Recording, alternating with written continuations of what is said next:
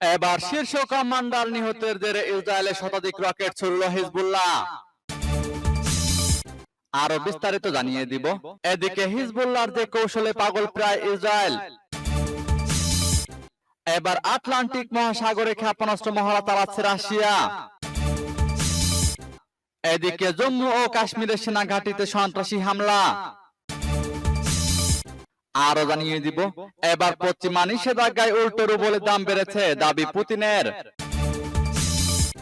এদিকে রাশিয়ার হয়ে যুদ্ধ করতে গিয়ে 2 জন ভারতীয় নিহত।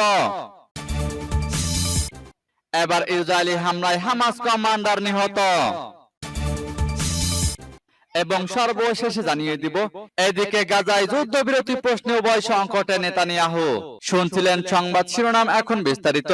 তবে তার আগে অনুরোধ থাকবে এই ভিডিওতে একটি লাইক দিন এবং কমেন্টস করে জানিয়ে দিন আপনি কোন জেলা থেকে বা কোথায় থেকে আমাদের সাথে যুক্ত রয়েছেন। এবং সংবাদের সর্বশেষ গুরুত্বপূর্ণ আপডেট পেতে চ্যানেলটি সাবস্ক্রাইব করে আমাদের সঙ্গেই থাকুন। এবার শীর্ষ কমান্ডার নিহতের জেরে ইসরায়েলে শতাধিক রকেট ছুড়ল হিজবুল্লাহ। কিছুক্ষণ আগে লেবানন থেকে ইসরায়েলের উত্তর অঞ্চলে 100টির বেশি রকেট ছোড়া হয়েছে বলে জানিয়েছে ইসরায়েলের সামরিক বাহিনী। স্থানীয় গণমাধ্যমের খবরে বলা হয়েছে, চলমান যুদ্ধের মধ্যে হিজবুল্লাহর চালানো এটি সবচেয়ে বড় আক্রমণ। তবে রকেট হামলার ঘটনায় হতাহতের কোনো খবর পাওয়া যায়নি। হিজবুল্লাহ রকেট প্রথমবারের মতো ইসরায়েলের টাইবেরিয়াস শহরকে টার্গেট করেছে। ধারণা করা হচ্ছে গত রাতের হামলায় এক শীর্ষ কমান্ডার নিহত হওয়ার পর এই বিশাল রকেট হামলা চালিয়েছে হিজবুল্লাহ।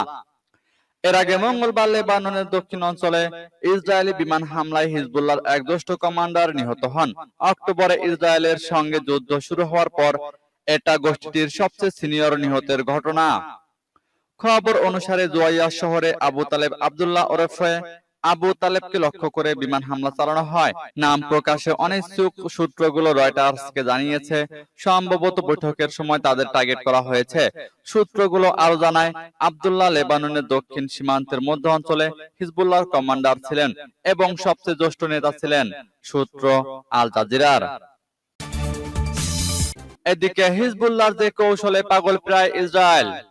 লেবাননের ইসলামী প্রতিরোধ আন্দোলন হিজবুল্লাহর সরবরাহ করা একটি ব্যতিক্রমী ভিডিও ক্লিপ সম্প্রতি আল জাজিরা টিভি চ্যানেলে সম্প্রচারিত হয়েছে। সেখানে দেখানো হয়েছে হিজবুল্লাহ কিভাবে ইসরায়েলি সেনাদের সব ধরনের গতিবিধির উপর নজরদারি বজায় রেখেছে। সবচেয়ে বিস্ময়কর বিষয় হলো ইসরায়েলি সেনাদের নিজস্ব কক্ষেও হিজবুল্লাহ নজরদারি রয়েছে। গত 7 অক্টোবর থেকে গাজায় নির্বিচার হামলা শুরু করে দখলদার ইসরায়েলি বাহিনী। এর পরের দিন 8 অক্টোবর বিশ্ব প্রতিরোধ ফ্রন্টের প্রতিনিধি হিসেবে ইসরায়েলের নির্দিষ্ট কিছু এলাকায় সব গুপ্তচর ভিত্তিক কেন্দ্র, পর্যবেক্ষণ টাওয়ার এবং রাডার জ্যামিং ব্যবস্থা লক্ষ্য করে হামলা চালায় হিজবুল্লাহ। সেদিন তারা ইসরায়েলের মিরুন গোয়েন্দা ঘাঁটিতে অন্তত 7 বার আঘাত হানে। এছাড়া তাবরিয়া ও বালাদা রামিশ এলাকার আকাশে 2টি ইসরায়েলি গুপ্তচর বেলুন অকেজ করে দেয়। এর ফলে লেবানন সীমান্তের কোনো তথ্যই সংগ্রহ করতে পারছিল না ইসরায়েল। লেবাননের আকাশ সীমাতেও তাদের নজরদারি তৎপরতা নিষ্ক্রিয় হয়ে পড়ে। এই কৌশলে সেদিন দারুণ সাফল্য পায় হিজবুল্লাহ। খুব সহজেই ইসরায়েলের ভেতরে গোয়েন্দা বিমান ও আত্মঘাতী ড্রোন পাঠিয়ে অভিযান পরিচালনা করতে সক্ষম হয় সংগঠনটি। আগাম পদক্ষেপের কারণে ইসরায়েলের উত্তর ফ্রন্টে হিজবুল্লাহর বিমান ও ড্রোন প্রবেশ করার পরও তাদের সতর্কতামূলক ব্যবস্থাগুলো সক্রিয় হয়নি এবং কোনো সাইরেন বেজে ওঠেনি, কারণ হিজবুল্লাহ এর আগেই এসব ব্যবস্থাকে অকেজ করে দিয়েছিল। ইসরায়েলের গুপ্তচর ভিত্তিক কেন্দ্রগুলোকে অকেজ করে দেওয়ার কারণে এখনো হিজবুল্লাহ ড্রোনগুলো খুব সহজেই পর্যবেক্ষণ কাজ চালিয়ে যেতে পারছে। এবার আটলান্টিক মহাসাগরে ক্ষেপণাস্ত্র মহড়া চালাচ্ছে রাশিয়া। রাশিয়ার একটি ফ্রিগেট ও পরমাণু শক্তি চালিত সাবমেরিন আটলান্টিক মহাসাগরে ক্ষেপণাস্ত্র মহড়া চালাচ্ছে। যুদ্ধ জাহাজটি কিউবায় যাওয়ার পথে এই মহড়া চালাচ্ছে বলে রুশ প্রতিরক্ষা মন্ত্রণালয় জানিয়েছে। মঙ্গলবার এক বিবৃতিতে রুশ প্রতিরক্ষা মন্ত্রণালয় জানিয়েছে, সাবমেরিন কাজান এবং যুদ্ধ জাহাজ অ্যাডমিরাল গোরোশকভের মহড়ায় 600 কিলোমিটারেরও বেশি দূর থেকে শত্রুর লক্ষ্যবস্তুতে উচ্চ নির্ভুল ক্ষেপণাস্ত্র নিক্ষেপ করা হয়েছে। মন্ত্রণালয় আরো জানিয়েছে, সম্প্রতি এই যুদ্ধ জাহাজ বিমান হামলা প্রতিহতেরও মহড়া দেয়। রুশ এই যুদ্ধ জাহাজের বুধবার কিউবায় পৌঁছানোর কথা রয়েছে। কিউবা গত সপ্তাহে বলেছে, এই ধরনের সফর হাভানার বন্ধুত্বপূর্ণ দেশগুলির নৌ ইউনিটগুলো সাধারণ অনুশীলন এবং জাহাজগুলিতে কোনো পারমাণবিক অস্ত্র নেই এবং এই অঞ্চলের জন্য কোনো হুমকি নেই। তবে ইউক্রেন যুদ্ধ নিয়ে রাশিয়ার সঙ্গে যখন তীব্র উত্তেজনা চলছে, তখন যুক্তরাষ্ট্র এই সফরের দিকে কড়া নজর রাখছে। সূত্র আল জাজিরার। এদিকে জম্মু কাশ্মীরে সেনাঘাঁটিতে সন্ত্রাসী হামলা। ভারতের জম্মু ও কাশ্মীরের দোদা সেনাঘাঁটিতে কথিত সন্ত্রাসীরা হামলা চালিয়েছে। মঙ্গলবার গভীর রাতে এই হামলা চালানো হয়।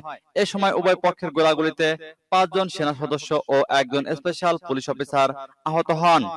বুধবার এক প্রতিবেদনে এ তথ্য জানিয়েছে এনডিটিভি। এ বিষয়ে পুলিশ জানায়, সেনা ও পুলিশের যৌথ বাহিনী সন্ত্রাসীদের সঙ্গে চত্বর গোলা এবং দোদায় লড়াই করছে। এ নিয়ে গত 3 দিনে জম্মু কাশ্মীরে তৃতীয়বার হামলা চালানো হলো। এর আগে কাথুয়ায় হামলা চালালে বেশ কয়েকজন হতাহত হন। এর কয়েক ঘন্টা পরেই ওই সেনাঘাঁটিতে হামলার ঘটনা ঘটে। এই হামলার 3 দিন আগে যাত্রীবাহী একটি বাসকে লক্ষ্য করে গুলি ছোড়ে সন্ত্রাসীরা। এতে চালক নিয়ন্ত্রণ হারালে বাসটি একটি খাদে পড়ে যায়। ফলে অন্তত 8 জন যাত্রী নিহত ও 33 জন আহত হন। জম্মু জোনের পুলিশের অতিরিক্ত মহাপরিচালক আনন্দ জৈন বলেন, দোদার সেনাঘাঁটিতে রাতের শেষ ভাগে পুলিশ এবং রাষ্ট্রীয় রাইফেলসের একটি যৌথ দলের উপর গুলি ছোড়ে সন্ত্রাসীরা। এরপর নিরাপত্তা বাহিনী এবং সন্ত্রাসীদের মধ্যে গোলাগুলি শুরু হয়। এবার পশ্চিমা নিষেধাজ্ঞায় উল্টো রুবলের দাম বেড়েছে, দাবি পুতিনের। পশ্চিমা নিষেধাজ্ঞার উল্টো ফল হয়েছে এবং এটি রাশিয়ার জন্য শাপে বর হয়েছে বলে দাবি করেছেন রুশ প্রেসিডেন্ট ভ্লাদিমির পুতিন। তিনি বলেছেন, রাশিয়ার ডলারে লেনদেন করতে না পারায় নিজস্ব মুদ্রা রুবল আরো শক্তিশালী হয়েছে। 2022 সালে 24শে ফেব্রুয়ারি ইউক্রেনে সামরিক অভিযান শুরু করে রাশিয়া। এই যুদ্ধ শুরু হওয়ার পর মার্কিন যুক্তরাষ্ট্র ও তার পশ্চিমা মিত্ররা রাশিয়ার উপর বিভিন্ন ধরনের অর্থনৈতিক নিষেধাজ্ঞা আরোপ করে। এর ফলে নিজ মুদ্রা রুবলে বৈদেশিক বাণিজ্য শুরু করে রুশ কর্তৃপক্ষ। এ বিষয়ে রাশিয়ার প্রেসিডেন্ট ভ্লাদিমির পুতিন বলেছেন, এখন রাশিয়ার মোট বৈদেশিক বাণিজ্যের প্রায় 40% হচ্ছে নিজস্ব মুদ্রা রুবলে। ডলার বা ইউরোতে রাশিয়া বাণিজ্য করছে না। সেই সঙ্গে রাশিয়ার বন্ধু নয় এমন কোন দেশের মুদ্রায় তারা বাণিজ্য করছে না। এই পরিস্থিতিতে রুবলের কদর বেড়েছে। গণমাধ্যমের প্রতিবেদনে বলা হয়েছে, গত সপ্তাহের শেষ দিকে সেন্ট পিটার্সবার্গে ইন্টারন্যাশনাল ইকোনমিক ফোরামে যোগ দেন পুতিন। সেখানে তিনি বলেন, রাশিয়ার বন্ধু দেশগুলো এখন আমাদের বিশেষ মনোযোগ দাবি করছে, কারণ তারাই বিশ্ব অর্থনীতির ভবিষ্যৎ। এরই মধ্যে এসব দেশগুলো রাশিয়ার 3/4 বাণিজ্যের অংশীদার। এদিকে রাশিয়ার হয়ে যুদ্ধ করতে গিয়ে 2 জন ভারতীয় নিহত। রুশ সেনাবাহিনীতে নিযুক্ত 2 জন ভারতীয় ইউক্রেন যুদ্ধে নিহত হয়েছে। সম্প্রতি তারা প্রাণ হারান বলে জানিয়েছে ভারতের পররাষ্ট্র মন্ত্রণালয়। তবে ঠিক কবে কিভাবে তারা নিহত হয়েছেন সে বিষয়ে কোনো তথ্য দেয়নি মন্ত্রণালয়।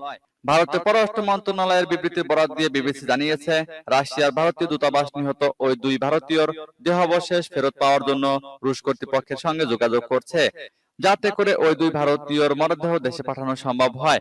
মঙ্গলবার প্রকাশিত ওই বিবৃতিতে বলা হয়েছে, আমরা নিহতদের পরিবারের প্রতি গভীর সমবেদনা জানাই। মস্কোতে আমাদের দূতাবাস রুশ প্রতিরক্ষা মন্ত্রণালয় সহ দেশটির সংশ্লিষ্ট কর্তৃপক্ষকে ওই 2 জনের দেহাবশেষ দ্রুত ফেরত দেওয়ার জন্য চাপ দিচ্ছে।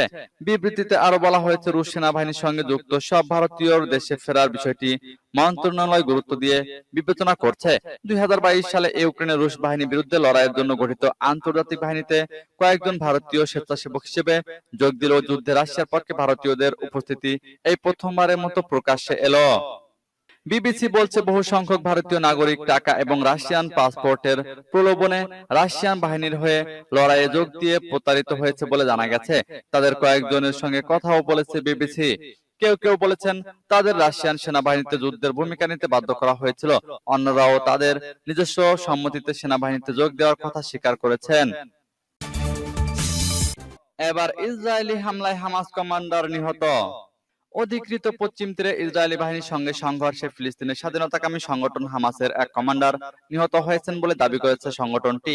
সোমবার এক বিবৃতিতে হামাস জানিয়েছে, রামাল্লার কাছের একটি গ্রামে তাদের ওই কমান্ডার সহ 4 জন যোদ্ধা নিহত হয়েছেন। মার্কিন বার্তা সংস্থা অ্যাসোসিয়েটেড প্রেস এ খবর জানিয়েছে। হামাসের ওই কমান্ডারের নাম মোহাম্মদ জাবের আব্দ। পশ্চিমা সমর্থিত ফিলিস্তিনি কর্তৃপক্ষের সদর দপ্তরের কাছে ইসরায়েলি বাহিনীর সঙ্গে তাদের সংঘর্ষ হয়। গত 7 অক্টোবর গাজায় যুদ্ধ শুরুর পর থেকেই পশ্চিম তীরে সহিংসতা বেড়েছে। বিশেষ করে সহিংস বিক্ষোভ ও ইসরায়েলি গ্রেপ্তার অভিযানের সময় সংঘর্ষে হতাহতের সংখ্যাও বাড়ছে। ফিলিস্তিনের স্বাস্থ্য মন্ত্রণালয়ের মতে 7 অক্টোবর থেকে পশ্চিম তীরে ইসরায়েলি গুলিতে 530 জনেরও বেশি ফিলিস্তিনি নিহত হয়েছে। ইসরায়েলি সেনাবাহিনী ও পুলিশের যৌথ বিবৃতিতে বলা হয়েছে, রামাল্লার কাছাকাছি একটি ইহুদি বসতিতে হামলায় অভিযুক্ত এক সন্দেহভাজনকে খুঁজে বের করেছে তারা। এছাড়া রাফা শহরের একটি আবাসিক ভবনে বিস্ফোরণে 4 সেনা নিহত হয়েছে বলে দাবি করেছে ইসরায়েলি সেনাবাহিনী। এদিকে গাজায় যুদ্ধবিরতি প্রশ্নে উভয় সংকটে নেতানিয়াহু। নতুন করে মধ্যপ্রাচ্য সফরে আছেন মার্কিন পররাষ্ট্রমন্ত্রী অ্যান্টনি ব্লিংকেন। গত বছরের 7 অক্টোবরের পর 8 মাসে অঞ্চলটিতে এটি তার 8ম কূটনৈতিক সফর। ব্লিংকেন এমন এক সময়ে মধ্যপ্রাচ্য সফর করছেন যখন ফিলিস্তিনের গাজায় যুদ্ধবিরতির প্রশ্নে অচল অবস্থা চলছে। মার্কিন প্রেসিডেন্ট জো বাইডেন চাইছেন জাতিসংঘের নিরাপত্তা পরিষদে পাশ হওয়া তার যুদ্ধবিরতির প্রস্তাবটি ইসরায়েল কার্যকর করুক। কিন্তু যুদ্ধবিরতির কোনো প্রস্তাব গ্রহণ করা নিয়ে ইসরায়েলি প্রধানমন্ত্রী বেনিয়ামিন নেতানিয়াহুকে হুঁশিয়ারি দিয়ে রেখেছেন তার 2 মন্ত্রী। এমন পরিস্থিতিতে চাপে আছেন নেতানিয়াহু। গাজা যুদ্ধের অবসান এবং ইসরায়েলি জিম্মিদের বিনিময়ে ফিলিস্তিনি বন্দীদের মুক্তির আলোচনা ইতিমধ্যে জটিল অবস্থায় রয়েছে। নেতানিয়াহুর যুদ্ধ বিষয়ক মন্ত্রিসভা থেকে বেনি গান্তজের পদত্যাগের পর পরিস্থিতি আরো জটিল হয়ে পড়ে। গত রোববার তিনি রাজনৈতিক মিত্র গাদি আইসেনকতকে সঙ্গে নিয়ে পদত্যাগ করেন। তারা দুইজনই অবসরপ্রাপ্ত সেনা জেনারেল। তারা চিফ অব স্টাফ হিসেবে ইসরায়েলি প্রতিরক্ষা বাহিনীর নেতৃত্ব দিয়েছেন।